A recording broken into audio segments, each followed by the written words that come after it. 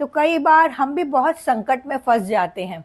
जब हम संकट में होते हैं तब हमारा दिमाग काम करने की स्थिति में नहीं होता है। हेलो, नमस्ते, मैं आशा एक छोटी सी स्टोरी सुना रही हूँ आपको। एक किसान था, उसके पास में एक गधा था। गधा किसान के बहुत सारे काम किया करता था। अब धीरे धीरे गधा बूढ़ा हो गया था और एक दिन ऐसे हुआ कि गधा चरते चरते दूर निकल गया और एक कुएं में गिर गया गधा। जब किसान को ये बात पता पड़ी तो वो दौड़ा आया और वो गधा उसका बहुत प्रिय था और कुआं इतना गहरा था कि किसान उसको निकालने के लिए कोशिश कर रहा था, लेकिन वो निकाल नहीं पा रहा था और उसको समझ में नहीं आ रहा था कि किस तरह से इसको बाहर निकाला जाए। बहुत कोशिश के बाद वो हार गया और अब उसने सोचा कि वैसे भी अब ये गधा मेरे काम का नहीं है, बाहर तो निकल नहीं पाएगा। तो उसने गांव वालों को बुलाया और बोला कि अब हम इस गधे को यहीं पे दफना देते हैं, क्या किया जाए और कोई उपाय नहीं है।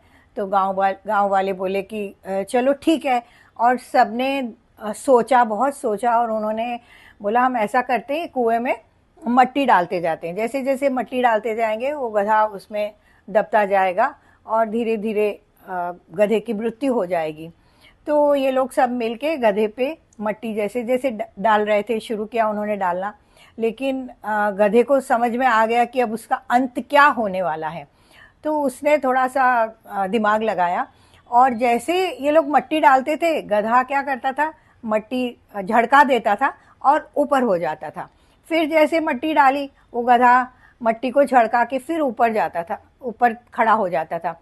और इस तरह से वो जो मट्टी डाल रहे थे उस पे गधे ने सीढ़ियों टाइप बना लिया और वो गधा भी ऊपर ऊपर होता गया और धीरे धीरे ऐसे हुआ कि गधा एकदम कुएं के लेवल तक आ गया और उसने पाँव बाहर किया और बाहर निकल गया और गधे की जान बच गई।